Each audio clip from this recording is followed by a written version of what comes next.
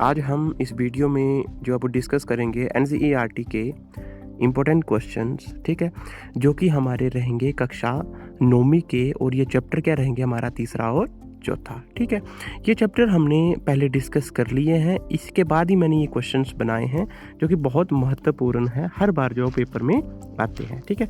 इसमें से जो क्वेश्चन आपको नहीं आएगा वो आपने जो अब मेरे को कमेंट करके बताना है, ताकि मैं उसको आपको दोबारा से करवा सकूं, ठीक है। इन क्वेश्चन से आपने जो सेल्फ इवेल्युएशन करनी है कि आपने तीसरे और चौथे चैप्टर से जो भी हमने वीडियो के माध्यम से पढ़ा उसमें से आप कितना जो है वो ग्रहण कर सकें, ठीक है। तो पहला क्वेश्चन है हमारा, निम्न के आणविक द्रव्यमान निकालिए। इनके आणविक द्रव्यमान आपने निकालने हैं H2SO4, HCl, C2H6 and CO2 and water, ठीक है। बहुत ईजी होता है, ये हमने पूरा डिस्कस किया था एक वीडियो में।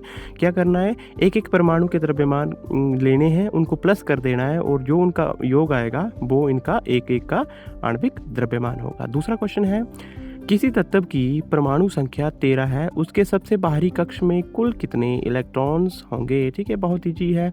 सबसे पहले इलेक्ट्रॉनों का वितरण कीजिए, उसके बाद इसका जो है वो स्ट्रक्चर बनाइए, और सबसे बाहरी कक्ष में कितने आएंगे वो बताइए, और उसकी संयोजकता बताइए। क्वेश्चन नंबर 3 है, निम्न के सूत्र लिखिए, sodium oxide, carbon tetrachloride, sodium chloride, aluminium chloride, ठीक है। जो हमने विधि पढ़ी थी, ठीक है, रासायनिक सूत्र किस प्रकार से लिखे जाते हैं, उस विधि के अकॉर्डिंग आपने ये क्वेश्चंस करने हैं, ठीक है।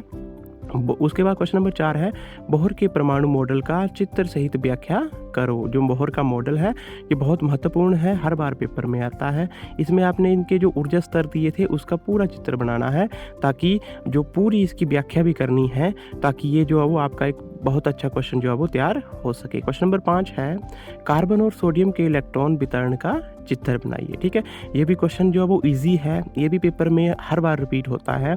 आपने क्या करना है, पहले कार्बन और सोडियम के इलेक्ट्रॉन जो परमाणु संख्या है उसको लिखिए, उसके बाद उनका जो है वो आपने इलेक्ट्रॉन वितरण चित्र जो है वो बनाना है, ठीक है। इसके बाद क्वेश्चन नंबर 6 है, इलेक्ट्रॉन, प्रोटॉन और न्यूट्रॉन में अंतर स्पष्ट करो। ये बहुत इजी है।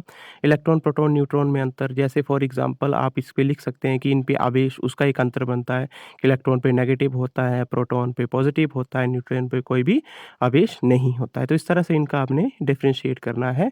काफ़ी बड़ा क्वेश्चन होता है ये। क्वेश्चन नंबर 7 है, रदरफोर्ड ने अपने प्रयोग के लिए सोने की पन्नी का इस्तेमाल क्यों किया था। ये बहुत इंपॉर्टेंट है, मैंने बताया भी था कि जब उन्होंने अपना प्रयोग किया था तो अल्फा कणों को पास करने के लिए उन्होंने सोने की पन्नी इस्तेमाल क्यों की थी। उसके बाद क्वेश्चन नंबर 8 है, डाल्टन के परमाणु सिद्धांत का वर्णन कीजिए। बहुत महत्वपूर्ण क्वेश्चन है, हर बार आता है। डाल्टन का परमाणु सिद्धांत सबसे पहले परमाणु के बारे में कहा था, इसलिए इनको ही जो वो एटम की डिस्कवरी का क्रेडिट जाता है। क्वेश्चन नंबर 9 है, बोहर-बरी नियम क्या है। ये क्वेश्चन थोड़ा सा मैंने जो है वो आपको ऐसे बोलें कि थोड़ा सा आपको मैंने बाहर से ये क्वेश्चन डाला हुआ है, लेकिन मैंने आपको ये करवाया हुआ है, लिखवाया था, नोट्स इसके दिए थे। तो आपने ये भी बताना है कि बोहर-बरी नियम क्या है, और एक कक्ष में कितने इलेक्ट्रॉन आते हैं, उसका जो एक जनरल फार्मूला मैंने आपको बताया था वो भी आपने लिखना है, ठीक है, ताकि आपको पता चल सके कि इलेक्ट्रॉनों को किस तरह से भरा जाता है, और एक कक्ष में मैक्सिमम कितने इलेक्ट्रॉन्स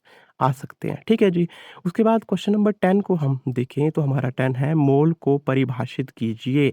बहुत महत्वपूर्ण क्वेश्चन है कि मोल क्या होता है, इसको परिभाषित करना है। इसके साथ साथ आपने एक मोल की मेरे को क्या बतानी है कि एक मोल की कितनी जो है वो वैल्यू होती है, जो कि मैंने आपको बताई है। क्वेश्चन नंबर 11 है, 44 ग्राम्स है ये, 44 ग्राम CO2 में मोल की संख्या ज्ञात कीजिए। मोल की संख्या ज्ञात करने का फॉर्मूला क्या होता है, दिया गया द्रव्यमान बटा मोलर द्रव्यमान। दिया द्रव्यमान आपको 44 है, CO2 का मोलर द्रव्यमान निकालिए, और जो आएगा वो आपका होगा 44 ग्राम कार्बन डाइऑक्साइड में मोल की संख्या। उसके बाद क्वेश्चन नंबर 12 है, समस्थानिक किसे कहते हैं, उनके उपयोग लिखिए। बहुत ईजी।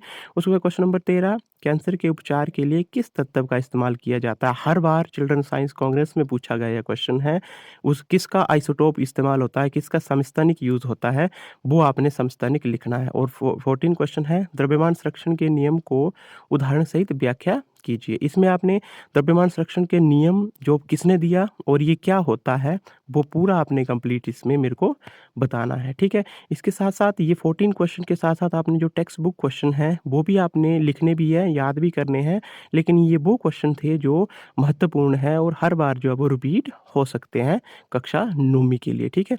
तो ये क्वेश्चन्स आपने लिखने भी हैं और इसका आप मेरे को जो है वो एक टेस्ट भी दे सकते हैं, लिखे खुद जो अब आपने खुद करने हैं कि विदाउट हेल्प लिए आपने ये क्वेश्चंस करने हैं।